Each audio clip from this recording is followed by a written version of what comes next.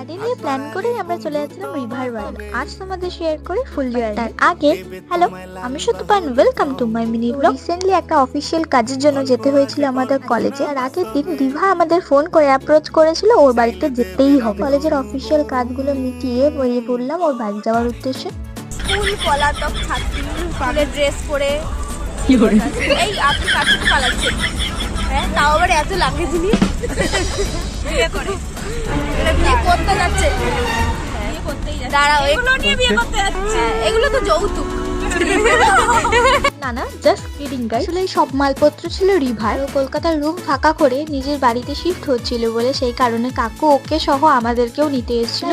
ওর বাড়ি যাওয়ার পথে আমরা হালকা কিছু টিফিন করে নিয়েছিলাম রাস্তায়, আর দেন চলে গেছিলাম একটা ভালো মিষ্টি দোকানে। মিষ্টি নিয়ে চলে গেছিলাম সোজা ওর বাড়ি। সবার প্রথমে ও বাড়িতে এসে আমাদের দেওয়া বার্থডে গিফটটা ও আনপ্যাক করে সেটাকে পরেও দেখেছে খানিকক্ষণের জন্য। যাই হোক, ওর বেশ ভালো লেগেছে গিফটটা। আর তারপরে অনেকটা রাত হয়ে গেছিল বলে দেখি কাকিমা এত কিছু রান্না করে রেখেছে আর এখনই সেগুলো সার্ভ করে দিচ্ছে আমাদের। এতটা জার্নির জন্য এই দিনটা আমাদের কাছে বলতে পারো একটা হেক্টিক ডে ছিল। দিন একটা আমাদের ছোট্টখাটো প্ল্যান ছিল সবাই মিলে একসঙ্গে রোদে বসে খাবো। সেই মতো যেমন কথা তেমন কাজ লেগে বললাম সবাই হাতে হাতে করে দেওয়ার জন্য। সবাই মিলে করেছিলাম বলেই এত কিছু জিনিস খুব অল্প সময়ের মধ্যে তৈরি হয়ে গিয়েছিল। শীতের দুপুরে কলা পাতায় রোদে বসে খাওয়া কার না ভালো লাগে বলো তো? চলো, that's for today and I will see you in the next one. Tata.